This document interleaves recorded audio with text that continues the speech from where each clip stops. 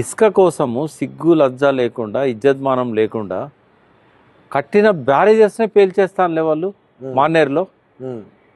అంటే ఈ అవకాశం ఇస్తే వాళ్ళు ఊకుంటారా?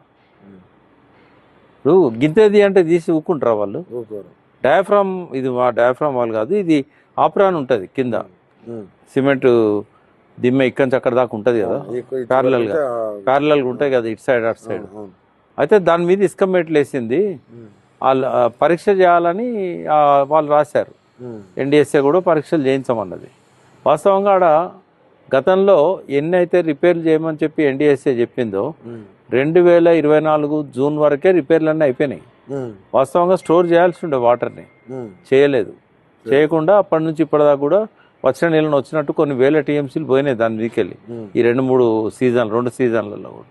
అయితే ఇప్పుడు ఏంటంటే ఆప్రాను దాని మీద ఉన్న ఇసుకను తొలగించండి, ఆ పరీక్షలు చేయడానికి కావాల్సిన వెసులుబాటు కల్పించండి, అంతవరకు తీయండి అని ఇచ్చారు ఆర్డర్. బట్ అక్కడ ఈ గారు కానీ, ఎస్సీ గారు కానీ, సిఈ గారు కానీ వాళ్ళు అందరితో ఆపుతారా? ఎందుకంటే ఇసుక మాఫియా అక్కడున్న మంత్రులు, అక్కడున్న ఎమ్మెల్యేలు వీళ్ళందరితోనే ఒత్తిడి తీసుకొచ్చి వాళ్ళు ఇష్టం వచ్చినట్టుగా యథేచ్ఛగా కొడతారు. లక్షల రూపాయలు ఒక్కొక్క లారీ మీద వాళ్ళకు దొరుకుతూ ఉంటుంది. మళ్ళీ ఒక నంబర్ వేసి 4 లారీలు పంపిస్తూ ఉంటారు. ఆడ గవర్నమెంట్ కట్టేది 600 అయితే మేడిగడ్డ అయిపోయింది. దాని మీద కూడా మీరు అప్పట్లో డౌట్. ఇప్పుడు ఇదే జరగబోతుంది. ఇప్పుడు పెద్ద కుట్ర ఏం జరుగుతుందంటే, నా అనుమానం చెప్తున్నా నేను, అనుమానమే కాదు ఇదే జరుగుతుందని కూడా నేను అనుకుంటున్నా. ఇప్పుడు మేడిగడ్డకేమో బాంబులు పెట్టాల్సి వచ్చింది. ఎందుకు అంటే పోలవరం నీళ్లు నింపేదాకా డెల్టాకు నీళ్ళు సరిపోవు. కాబట్టి చంద్రబాబు నాయుడు కుట్రలో భాగంగా రేవంత్ రెడ్డి బెనిఫిట్ ఏంటి అంటే ఎలక్షన్ల టైంలో అది చేయడం వల్ల కేసీఆర్ చేతిలో ఉండదు అధికారం. షెడ్యూల్ వచ్చినాక ఎవరికి ఉంటుంది? అక్టోబర్ 9 షెడ్యూల్ వచ్చింది, అక్టోబర్ 21 బ్లాస్ట్ అయింది. ఎన్నికల షెడ్యూల్ వచ్చినాక రెవెన్యూ కానీ, కలెక్టర్ కానీ, పోలీస్ కానీ కేసీఆర్ చేతిలో ఉండరు, సీఎం చేతిలో, ఎలక్షన్ కమిషన్ చేతిలో ఉంటారు.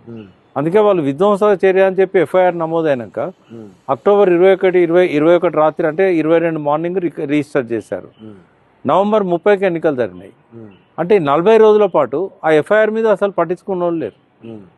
సీఎం కేసీఆరే డిసెంబర్ 3 దాకా, కానీ ఆయన చేతిలో లేరు వీళ్ళు, కలెక్టర్ లేడు, అధికారులు లేరు. కాబట్టి ఎఫ్ఐఆర్ని అట్లే పెట్టారు. ఎఫ్ఐఆర్లో క్లియర్గా ఉంది విధ్వంసక చర్య అని. నేను కల్పించింది కాదు, నేనే మొదటి వ్యక్తిని అది బ్లాస్ట్ అని చెప్పింది. బట్ నేను కల్పించి చెప్పాలి, ఎఫ్ఐఆర్ ఉన్నదే చెప్పిన నేను. ఆ ఎఫ్ఐఆర్ ఈ రోజు వరకు ఎవడు దుమ్ము దులపలేదు. తర్వాత కాలంలో ఒక 4 నెలల కింద మానేరు మీద 2 బ్యారేజీలు బ్లాస్ట్ చేశారు. ముందు ఏమన్నారు శ్రీధర్ బాబు గారు కానీ, తర్వాత ఆయన విజయరమణారావు పెద్దపల్లి ఎమ్మెల్యే కానీ, ఈ నాసిరకమైంది కట్టినని కేసీఆర్ మీద దోశారు. మేడిగడ్డది కూడా కేసీఆర్ మీద దోశారు. బట్ లాభం వాళ్లకు, నష్టమేమో కేసీఆర్కి. కేసీఆర్ కా నష్టం తెలంగాణ ప్రజలకు చాలా నష్టం జరుగుతుంది. బట్ కేసీఆర్ మీద ఒక నింద అయితే వస్తున్నది కదా. ఇప్పుడు వాస్తవంగా చంద్రబాబుది ఏం పాత్ర అంటే, మేడిగడ్డ కట్టిన కాంచి డెల్టాల భూములకు, ఖరీఫ్కు నాట్లకు కానీ, రబీకి యాసంగి పంటలకు పొట్ట మీదకి వచ్చినాక నీళ్లు తక్కువబడడం కానీ, లక్షల ఎకరాల్లో పంటలు మాడిపోతున్నాయి. ఆడ ప్రజలు వ్యతిరేకిస్తున్నారు, ప్రొటెస్ట్ చేస్తున్నారు, పంటల క్రాప్ హాలిడేస్ ఇస్తున్నారు. 10-12 లక్షల ఎకరాల్లో నాట్లు వేసుకునేది 5-6 లక్షల ఎకరాలకు కూడా నీళ్ళు అంతలేవు. అటువంటి పరిస్థితుల్లో చంద్రబాబుకేమో డెల్టా రైతుల కోసం నీళ్లు కావాలి. పోలవరం కంప్లీట్ అయ్యేదాకా, స్టోరేజ్ కంప్లీట్ అయ్యేదాకా వాళ్ళకి నీళ్ళు రావు. అందుకని ఆ పోలవరం కోసమే ఆ టైం పడుతుంది. కాబట్టి ఆ స్టాప్ గ్యాప్ అరేంజ్మెంట్ కోసం మేడిగడ్డం పేల్చేశారు. రేవంత్ రెడ్డి 1,00,000 కోట్ల కుంభకోణం అంటే ఎవరు నమ్ముతలేరు, ఏటీఎం అంటే ఎవరు నమ్ముతలేరు, రాహుల్ గాంధీ చెప్పినా ఎవరు నమ్ముతలేరు. ఎలక్షన్లు వస్తాయి. ఇది నాసిరకమైందని నిరూపిస్తే కేసీఆర్ మీద కోపం ఉంటుంది, కాళేశ్వరంలో ఏటీఎం అయిందని తిన్నాడని నమ్ముతారు జనం అని చెప్పి దాన్ని ఆ టైం చూసి పేల్చేశాడు ఆయన. రెండవది ఏంటంటే, ఇప్పుడు అన్నారంలో ఏం కుట్ర జరగబోతోంది. ఇప్పుడు అంతవరకే తీయమంటే కాంట్రాక్టర్లు ఆగరు. ఎందుకంటే ప్రతి లారీ మీద లక్షల రూపాయలు వస్తూ ఉంటాయి. 600 రూపాయలు గవర్నమెంట్ కడతారు టన్నుకు, 2,800-3,000కు బయట అమ్ముతారు. ఈ పెద్ద మొత్తంలో మనీ చేతులు మారుతూ ఉన్నది. అలా అన్ని అధికార పార్టీ టాప్ లెవెల్ దాకా ఉంది, క్వారీలన్నీ వాళ్ళకే ఉన్నాయి. ఇప్పుడు ఇది ఆపరు.